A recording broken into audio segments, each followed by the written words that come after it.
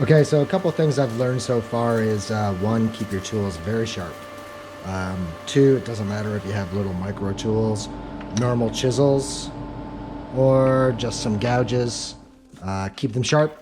Take your time. Eventually, it'll get better. Also, depends a lot on the type of wood you use. This is a type of eucalyptus tree.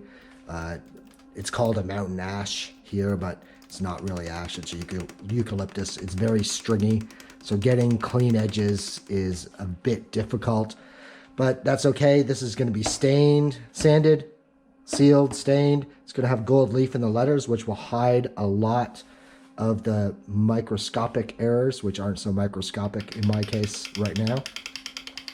And also, just like the Talitha sign, we're going to use some black paint to outline the gold leaf, and that will correct a lot of the edge errors. So take your time, keep at it.